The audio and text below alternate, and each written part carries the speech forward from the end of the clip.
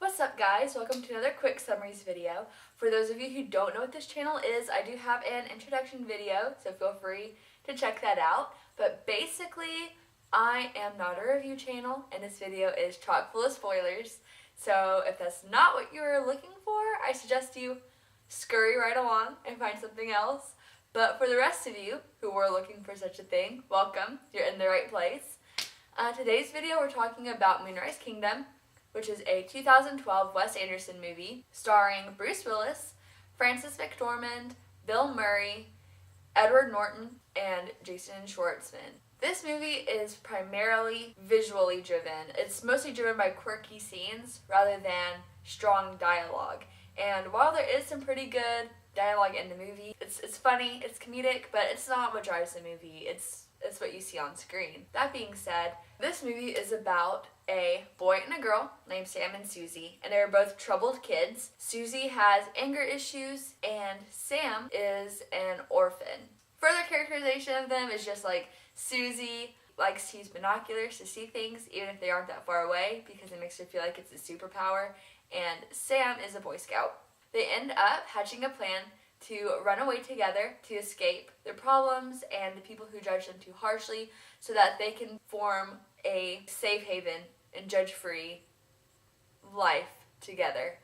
And so basically they met when Suzy was in a play and Sam sneaked backstage to the dressing room and they started talking, and it was revealed that, Suzy's anger issues were revealed, and Sam was intrigued by them because he has issues of his own. They're both kind of outcasts.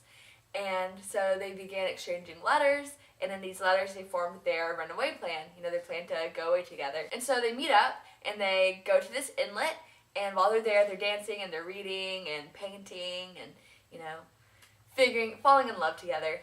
And eventually they are found by Suzy's parents and the Boy Scouts and the island police, Captain Sharp. And, so Suzy's brought back home with her parents, and Sam goes to live with Captain Sharp. And Captain Sharp arranges for social services to collect Sam. And they say that at this point, Sam doesn't really have the option of living with a foster family anymore because of his troubled past. He'll have to live in an orphanage and potentially also get shock therapy. And Captain Sharp isn't really loving this, so he has this kind of internal struggle with that. But the Boy Scouts realize that Sam and Suzy would have died for each other. Like when they're out on their own, on the run as fugitives, they would have died for each other. And so there's this pivotal moment where they decide to break Sam and Suzy back out so that they can be together again. And the reason this is pivotal is because Sam and the Boy Scouts had a tenuous relationship. They were not friends. Sam, like I said, was an outcast and nobody liked him.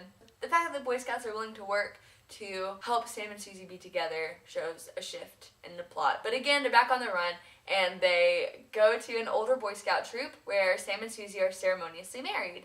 Obviously not legally married because they're minors, but ceremoniously they are married. And they're as married as they can be to be like 14. Anyway, a manhunt ensues again, obviously, because Sam and Suzy are missing, as are the entire Boy Scout troop. So Sam and Suzy are trying to be like one step ahead of this manhunt, which comes to a head because the biggest storm of the second half of the 20th century hits, and it's just, like crazy pouring down rain, flooding, storms, lightning. It's a mess, and they're on the run. And so they go to the top of this church roof, and they're about to jump because they know that if they get caught, they can't be together. They can't be free. Suzy will go back to her troubled home, and Sam will go to the orphanage. So they don't really have an option, they feel like, other than to jump off the roof and just see what happens. And as they're about to jump, Captain Sharp says that he will foster Sam and take him in. And so Sam agrees to that. And so time passes, the storm ends, crops grow, blah, blah, blah. And we see that Sam lives with Captain Sharp, and he continues to sneak into Suzy's house because obviously her parents aren't going to let her see him, and they just hang out and read and paint, and until Sam has to go. And they do this every day. Sam's sneaking into his wife's house, unbeknownst to her parents. And so that's really where the story ends, is with Sam and Suzy finding where they belong in each other. finally have somebody. Some notable scenes you need to be aware of are the dancing scene on the inlet where they are falling in love. They're just dancing to this music and trying to be adults in love even though they're kids. Also, the bird scene where Sam and Suzy meet for the first time and he asks, what kind of bird are you?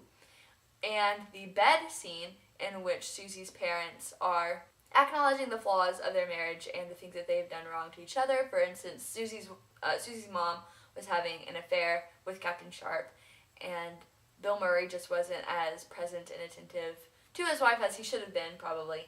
And so they're both just reconciling the things that were wrong with them, which is again about two pained people finding reconciliation for their pain.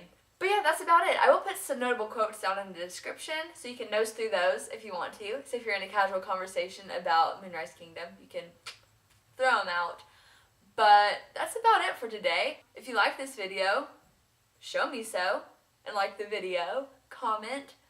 Tell me what's working, what's not, what you liked, what you didn't, and what you would like for me to unpack for you next time. And subscribe, obviously. Like, that goes without saying. But yeah, other than that, I will see y'all later. Same time, same place. Peace out, Girl Scout. Or Boy Scout, like Sam.